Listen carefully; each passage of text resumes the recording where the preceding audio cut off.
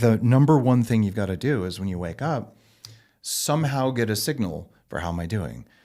I've been tracking my sleep for 17 years. I was the guy who would get 5 minutes of REM and 5 minutes of deep sleep in the average night. And I was a terrible sleeper. So I learned how to hack it. This is Shed Talk. Welcome back to the second part of our interview with David Asprey on Shed Talk. So when you're dealing in danger, okay, the world's dealing in danger, you're dealing in danger, there has to be, or maybe not, your most deprived day. Because you would have a day that's just knocked the lights out of you. And then how are you getting back from that? And because you're talking about being up in your danger, you're in the moment. You're in the moment. Here it is. I've got this. I got my hacks, body hacks, and everybody's. Like as an entrepreneur, we're always looking for something. Okay, a quick fix. Somebody's looking for a quick fix here, and then here we are now, and then asking that one question when you're proverbially down in your lowest point. What's that one hack that gets you bang up? In order to answer that, I've got to define what lowest point is versus what you think it is. So my interpretation is getting up in the morning and that non-visual of the day, not visualizing where you're going for the day, you just seem to be in a place of funk. You just kind of like... Gotcha. And we can call foggy head or whatever. Just funk as 90% would. Okay. The reason I asked is that there's kind of two kinds of that. One is there's a bad piece in the press. My company's at risk. I just, and some employee just quit. Like I'm having a stress day and I feel overwhelmed. And the other one is I wake up and my energy's not there. And it turns out if you wake up and your energy is not there, things that wouldn't dysregulate you will. So if you're the leader of a business, your job is to always have enough energy to handle whatever comes your way. You have to embody danger. Because that's how you embody peace. And when you share peace with your company, even if things are rocky, then that inspires people. And then they pull together and then we solve the problem. So the number one thing you've got to do is when you wake up, somehow get a signal for how am I doing. I've been tracking my sleep for 17 years. I was the guy who would get 5 minutes of REM and 5 minutes of deep sleep in the average night. And I was a terrible sleeper. So I learned how to hack it. And last night I got 2 hours and 12 minutes of REM and about 90 minutes of deep sleep and 7 hours and change. And that's a lot of sleep for me. And what that means is I know how to sleep, but if you wake up in the morning and you have a tracker, look at your heart rate variability or your readiness score or resilience score, depending on which device you have. That's tracking whether your nervous system and your biology recovered. And if you think, I'm doing great today, and you look, and maybe your sleep was good or bad, that's okay. But if your heart rate variability, that resilience number is low, you're biologically tapped out. That means it'll be easier to trigger you unless you've done a lot of 40 years of Zen or other neuroscience work. So you're just hard to trigger because you erased your triggers. My next book's about that. But what are you going to do then? What's your protocol for restoring energy and focus? And it's different for different people. There's a great likelihood that if you wake up like that, it's your fault. Something you did, usually at dinner, or maybe bright lights at night. Maybe you stayed up too late. You're staring at a bright screen. These are much bigger effects on your cognition and your energy levels, even your anxiety the next day than most people know until you look at the data.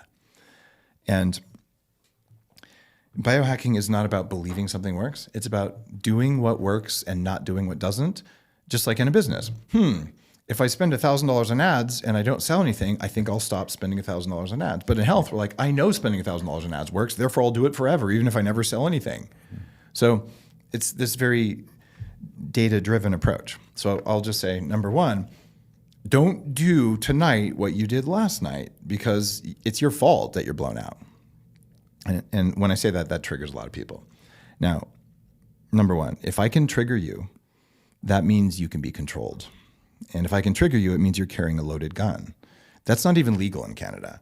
So you should probably see a therapist and unload that trigger. Like seriously, I should not be able to do that. But if I did, good, you learned. So anyway, it's your fault. If you had 2 glasses of wine last night, that's why you got bad sleep. So maybe tonight you shouldn't do that and see if you feel better the next morning. Or maybe you ate that deep fried crap at the restaurant. Don't do that. Eat something that's not deep fried and see what happens. So there's variables. But what are you going to do? Number one, it's likely you're feeling like crap because of toxins. Toxins come from food. They come from the environment, air, food, water, even just through your skin. And toxins come from your gut bacteria. They make toxins if they're not the right ones or they're mistreated. So if you've got toxins, maybe that's what happened. So let's assume that's probably it. You want to take some activated charcoal. This is a 10,000-year-old remedy, and it sucks toxins out of the body. And that can clean things up pretty quickly. It takes usually an hour or two to start feeling a little bit better. Especially if you have GI issues, it's powerful. So if you wake up and you're farting a lot and it's farts of death, pretty good chance that's some toxins from your gut. Let's take some charcoal and get rid of that. There's another supplement called glutathione. And glutathione is a primary detox mechanism in the liver. It's also in your brain throughout your body. And you can buy various formulas of glutathione. And that is a very rapid way to restore some of your energy. Now, we've removed the things that made you weak, but you still feel like crap because we didn't get you back online. It's amazing what happens when you have a cup of Danger coffee. I'm not trying to sell you guys my coffee. It's not going to change my life if you buy it or don't. Yeah. I'm just telling you why it works. Danger coffee has a high dose, a therapeutic dose of trace and ultra trace minerals.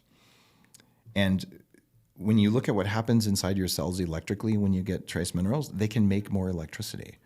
So those electrolytes that are in the coffee and the fact that coffee itself is good for focus, it doesn't have to be a crazy amount. You can blend it with butter and MCT oil or not, depending on what works for you. This is also a normal way to get up and going. Maybe have an extra cup of coffee if it's a bad morning. I'm not telling you to drink 10 cups a day and yo-yo up and down. You won't crash with Danger. That's not how it works. The crash from coffee, I think, comes from toxins in coffee and just poorly made coffee. So we've got you going, but here's another one.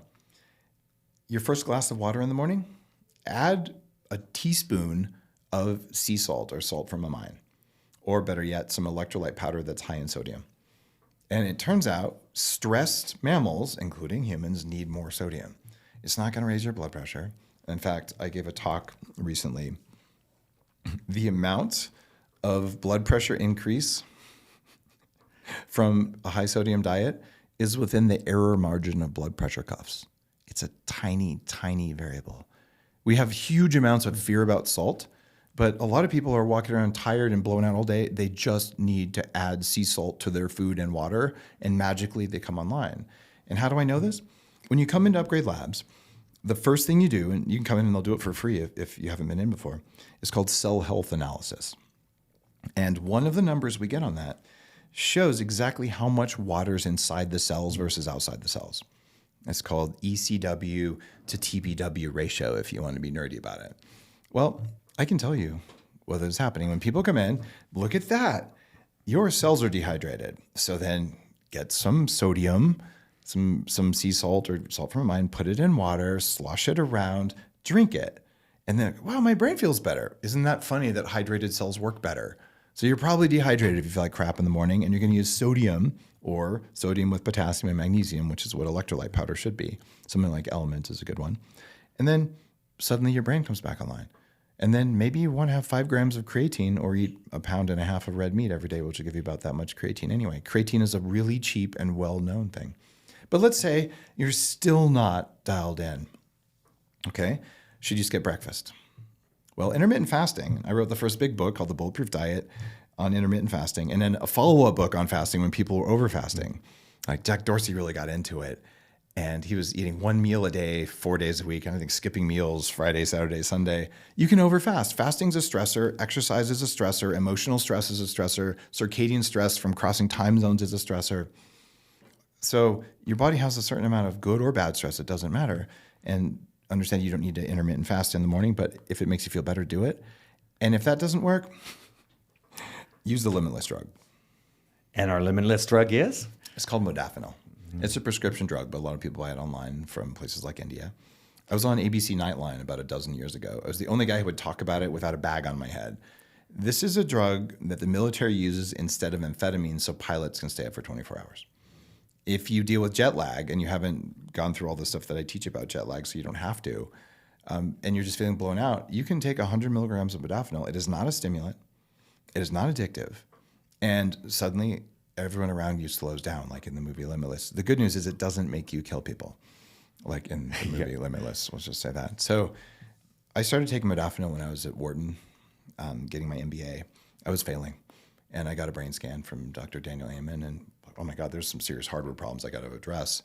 But modafinil got me through business school. And I've taken it most days. I went off it for a little while here and there, but most days for 20 years.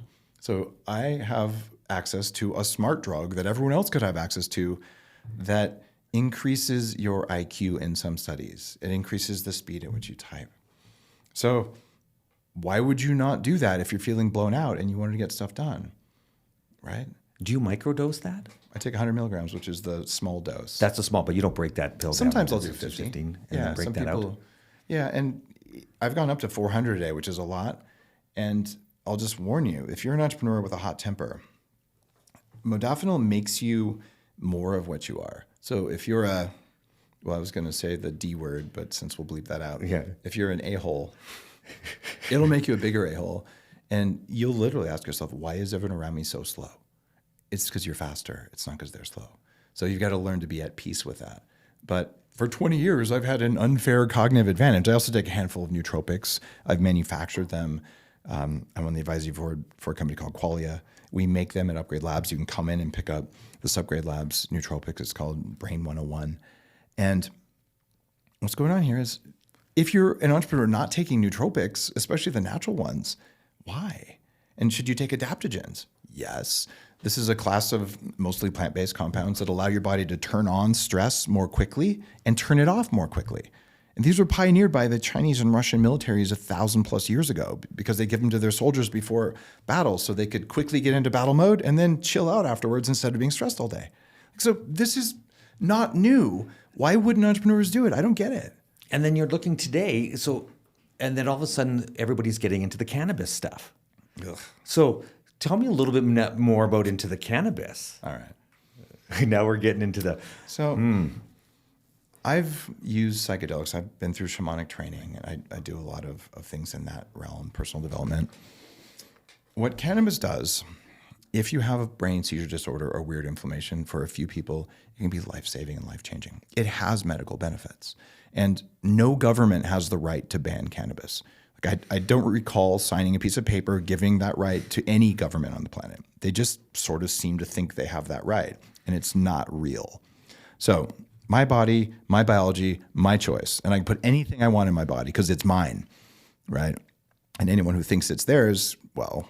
Oh, and that's a whole different battle right there in itself. Yeah, well, that's... Yeah, I believe in high-speed lead vaccines for people who think they can tell me what to do with my body. Yeah. So, oh man. All right, let's get back into that. Wow. Okay, so you've taken some pretty potent stuff. Cannabis. Cannabis. Okay, yes. So cannabis will make you think you're doing good stuff, but you're not. There's an episode of The Simpsons where they get super high and they're singing this beautiful rock and roll song, and then they cut to the reality and they're blah, blah, blah.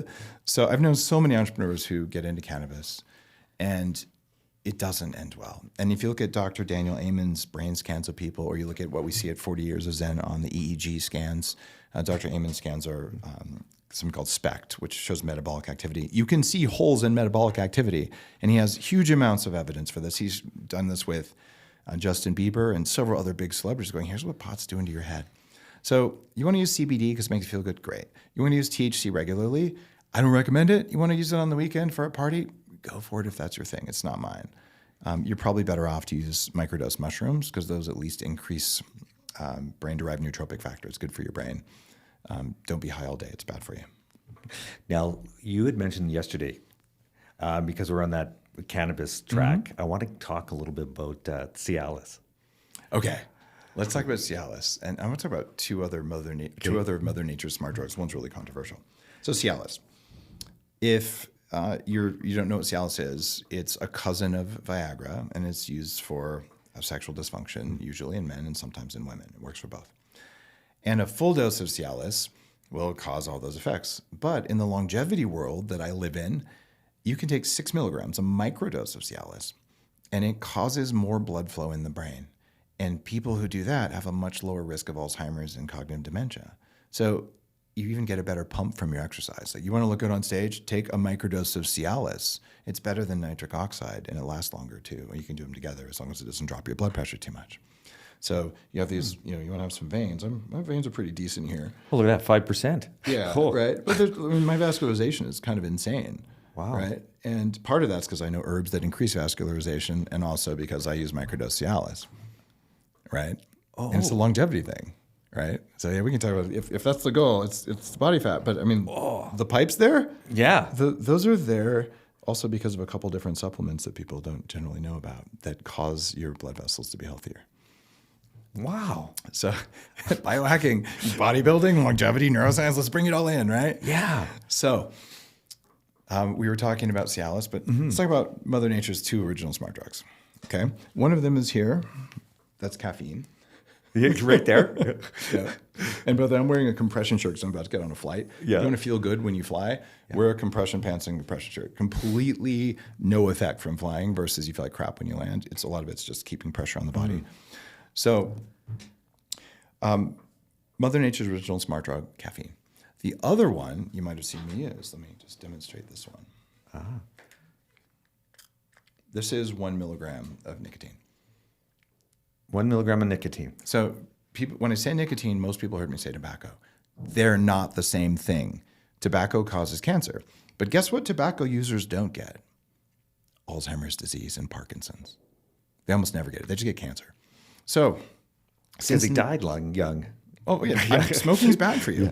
But pharmaceutical nicotine, since 1986, paper after paper has been published, mostly from Vanderbilt University. I call the professor there Dr. Nicotine. It reverses or prevents Alzheimer's disease. And low doses of pure nicotine without all the tobacco stuff in it, they're the other one of Mother Nature's cognitive enhancers.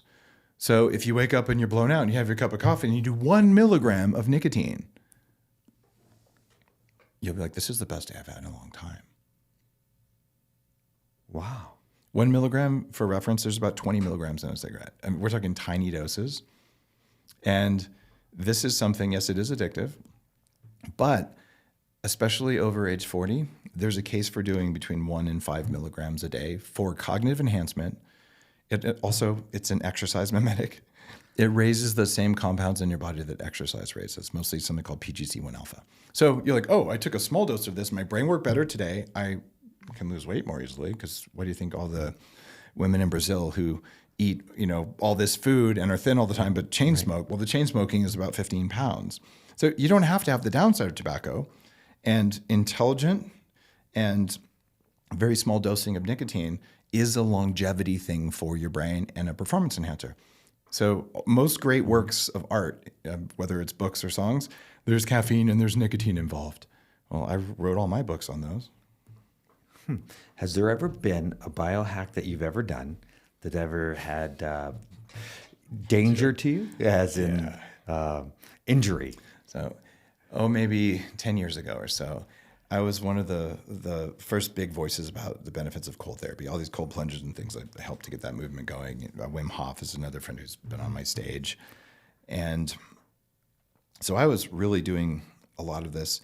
And when I would travel, I would do cold plunges. I would just get ice from the hotel and throw it in the bathtub, right? I had a room without a bathtub. So I just got ice packs, baggies full of ice. And I laid down on the bed and I put them all around my abdomen, shoulders to just increase brown fat. And I fell asleep.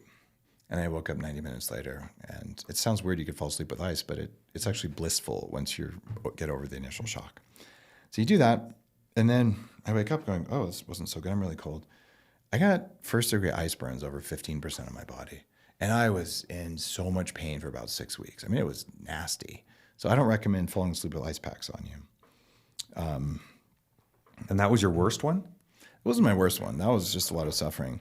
There's another time where I did kind of an advanced medical procedure, and a longevity doc, who I don't work with anymore, did an injection. And I was like, all right, you can go to the airport. On the way to the airport, I had a seizure, and I probably would have died if I hadn't had an ER doctor that I was married to in the car with me.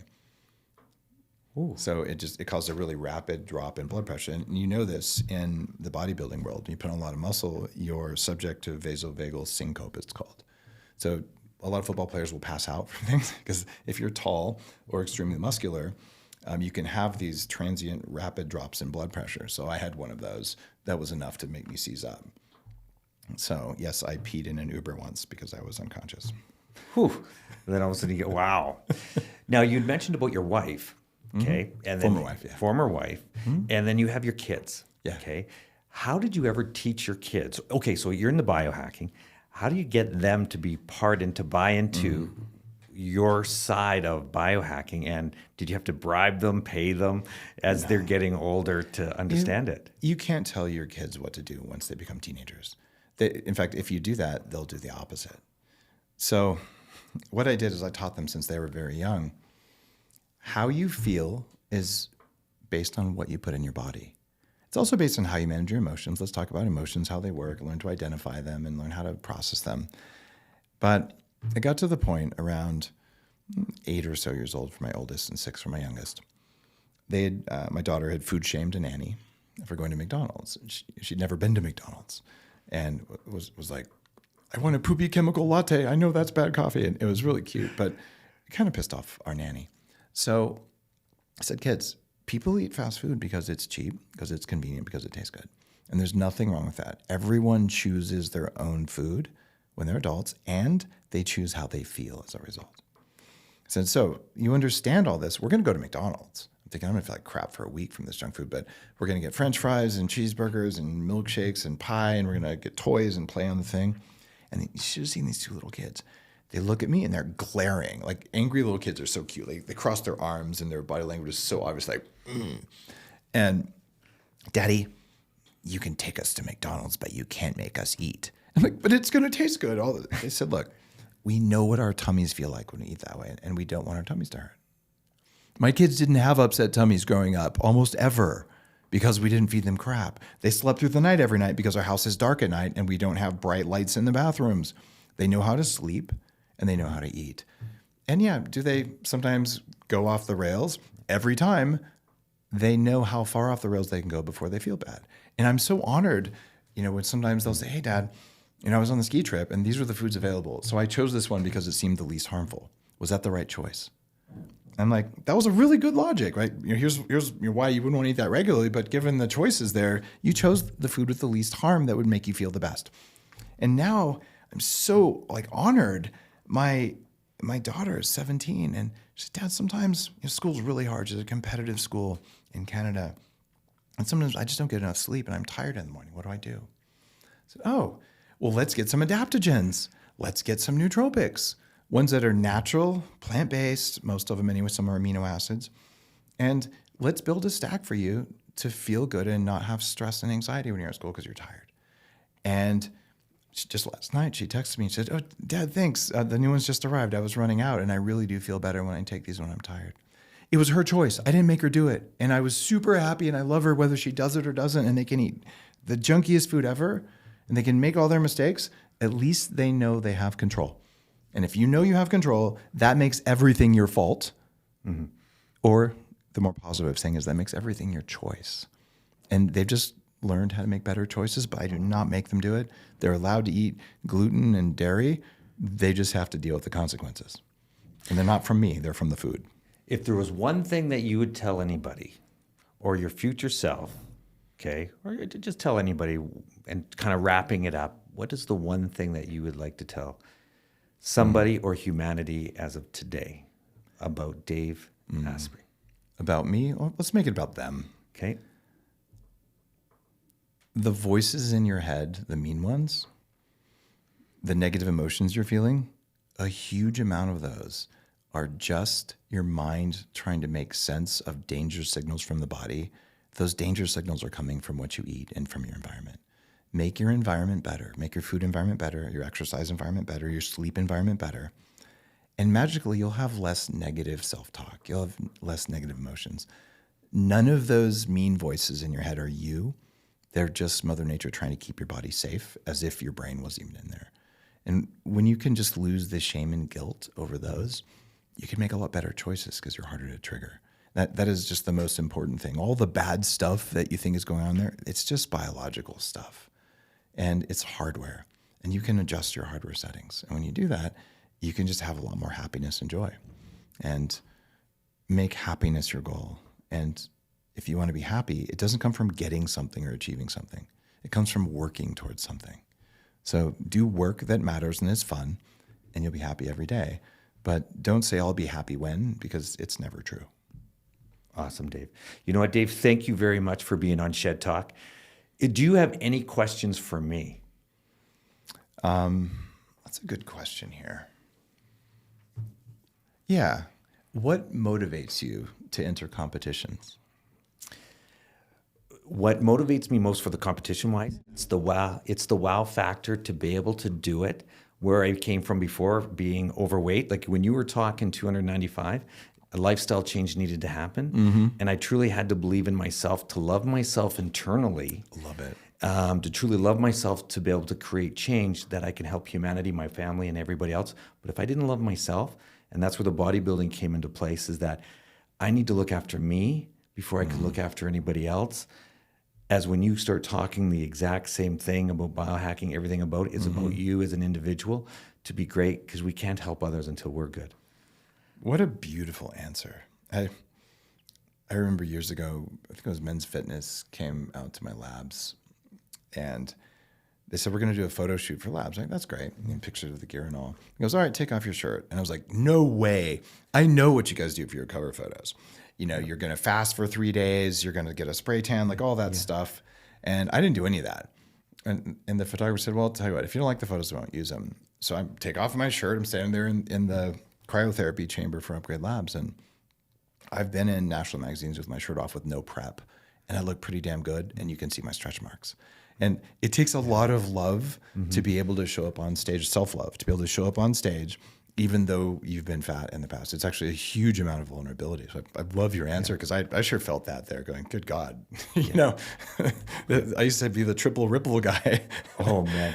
And how life changes, and then where we're at today and where we're going to go tomorrow. And it's special. And this is a very special time to have you on my podcast. And I really appreciate it and your time, because it's very valuable.